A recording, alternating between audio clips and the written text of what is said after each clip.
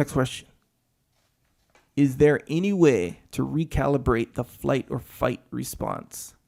I get that excess in adrenaline. I get that excess in adrenaline that gives me the wobbly legs and the flight response. How do I go about remapping my reaction? Well, absolutely. And I'm not 100% sure what situations you're talking about, but any type of danger, right, gives you this flight or fight response. So train. Starts with training. Jiu-jitsu, boxing, Muay Thai, wrestling, shooting, competing, right? You get used to those butterflies. When you compete, you get those butterflies and you get used to them. And so train and get used to seeing how that reaction, what that adrenaline feels like, and also get used to understanding what the superior action is, right? Fight or flight. Because sometimes flight is the correct response. Sometimes fight is the correct response. But what you want to do is you want to be able to assess and dictate which response you're going to give and not just do whatever your instinct tells you, because sometimes your instinct might be wrong.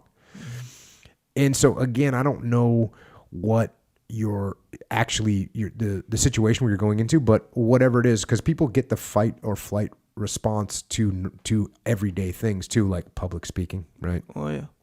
Rock climbing. And that's why I say, do these things, train in them. So public speaking, rock climbing, if you want to get good at rock climbing, you want to get over that fight or flight response when you get out, go rock climbing. You'll get used to it. You scared of heights, go start parachuting. You'll get used to it. You're scared of the water, get worked up and go through swimming and then become scuba certified. Just the things that you're not comfortable with, get comfortable with being uncomfortable. And while you're doing them too, while you're doing them, pay attention. You got to detach a little bit when you're training, detach a little bit and see what is going on in your mindset. See what red flags that you can see, what things will make you aware of the fact that your nerves or your adrenaline and you're feeling yourself clenching your fist. Okay, so I'm clenching my fist. Be aware of it so that you can change it, so you can adjust it. And put yourself into these scenarios and escalate them so they get harder and harder and harder and worse and worse and worse until you start to get control of these things. Here's something weird. No, it's not weird. You're not going to think this is weird.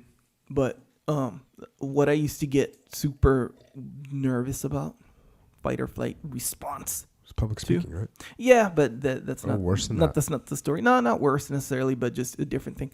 Is like confrontation.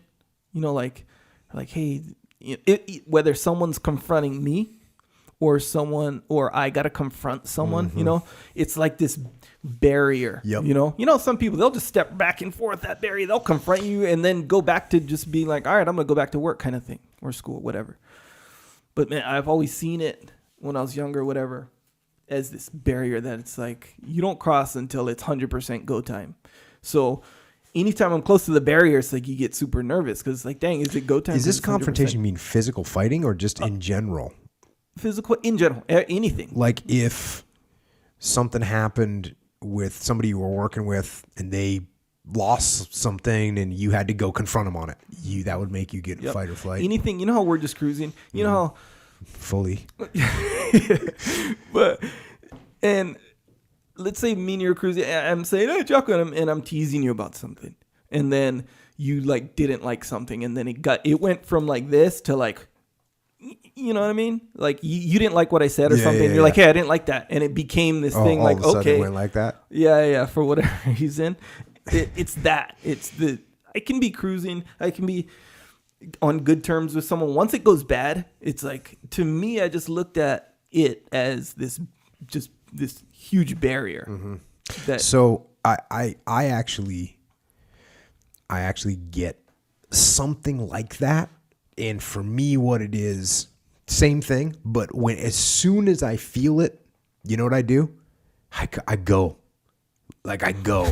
If I have I just default because sometimes what bothers me, sometimes you don't always have the opportunity. Like, let's say I get an email. Someone says, hey, I really didn't like the way this happened and blah, blah, blah. Right. It'll bother me. And especially it'll bother me if someone will say, hey, for instance, this is the kind of thing that would bother me is someone says, hey, you did this. It seemed like, you were putting me down in front of all these people. I would feel bad about it, right? And I'd be like, it would drive. And so the only way for me to get over it is I want to talk to him and say, hey, man, this is what I did. I'm going to send out an email to everyone to make sure that they know that was, it wasn't mine, say that you did a great job or whatever. Just try and make it right. But otherwise it burns me up and I have to confront it. The thing that bothers me, and I used to, I recognize this now. When I was younger, I might not recognize it. I would just sit there and I wouldn't know what to do. But now I know the solution. The solution is when something's bothering you, you go and you address the problem.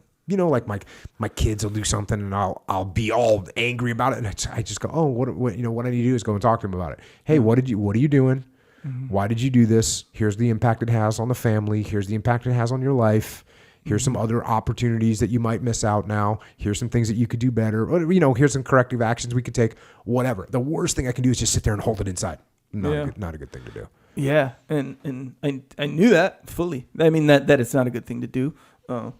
But it was just one of those things that really induced that fight or flight response. And the strange thing, what helped a lot, even just in regular confrontation, it's a specific type of confrontation. It's not the kind where, how you say something, then you leave, and then you think back, wait, did I insult him? Yeah. No, that bothers me. But that, to me, I'll call you right now and be like, hey, I said that's no problem. The kind of the only kind of stuff the only stuff that did it was stuff that to cross this line puts us on bad terms temporarily or permanently. It puts us on not good terms. Anyway, it was that kind of thing. But nonetheless, what totally helped was jiu-jitsu. Totally helped. In what way? Where I still don't want to, but if I think that the confrontation has to go down for whatever reason, it's just way easier to do. Yeah. Just slap, bump, roll. Let's do it. Yeah, kind of a thing, But I mean, you got to do it correct. You don't you don't lose your temper or go in. I'm going to go in mad.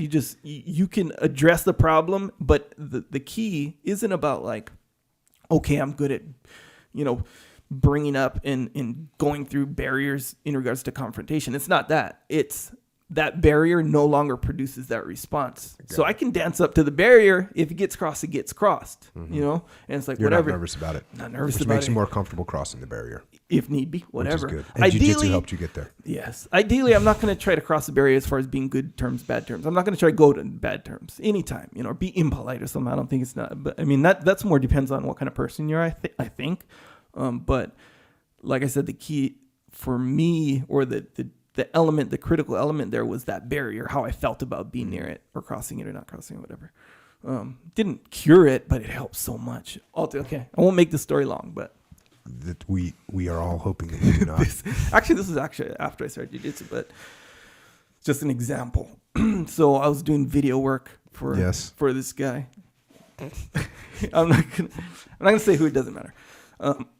And he had found out that I was doing other video work. I don't know. Maybe he had a sense of owner. I don't know. He knew that, or he found out or knew that I was doing video for not a competitive thing or nothing like that, but just other video work. Kind of hey, wait, you're not spending all your time on my stuff kind of thing. That's what I got the sense of, but nonetheless. And it had to do with travel, so I was traveling here and I'm like, hey, I got to go because I have to travel now to this other place. And it's kind of that's where I felt it. Nonetheless. So the video wasn't due till this certain date. And then I was like, yeah, my prediction, I should have it by this date, which was way ahead of the date, by the way. And then that day I didn't have it. And I was like, oh, I didn't think it was going to be a big deal because it just didn't seem like a big deal. Your predicted date didn't get there. It wasn't the due date. Right. Not even close. Okay. Yeah. And then, so I was like, oh, I don't have it. I've been working on it, but I don't have it. Maybe tomorrow. Something like that. Maybe 1 hour I'll have it free. It wasn't an hour, but it was I'll have it to you soon. And he was like, I thought, given kind of our history or whatever, I thought he was going to be like, oh, okay, well, cool. Tomorrow, we'll see it tomorrow. I'm excited to see it, kind of a thing. That's what I was expecting. But he was like, oh, okay, tomorrow. I'm really disappointed that you don't have it for me right now. And I was really expecting to have that, to see something. And I'm really disappointed that you don't have anything for me right now. And I was like, boom, heart just beating. This is on the phone too, by the way. Dang. It's not like, oh, I was, confronted and, anything. It was just that. And bro, to the point where I didn't even know what to say. So what did you say? I was like, I don't even know what I said. I think it was just kind of like I didn't say anything. And it was like. So is that maybe one of the things that's caused you to really hold back on making a bunch of videos for Jocko Podcast? Because there's a bunch of us that want to make that phone call to you. Well, if that we're were disappointed, just so you know, we that listen to this podcast, we're disappointed. If that were the case, wouldn't I be Continually. making videos every single day? If that were the case.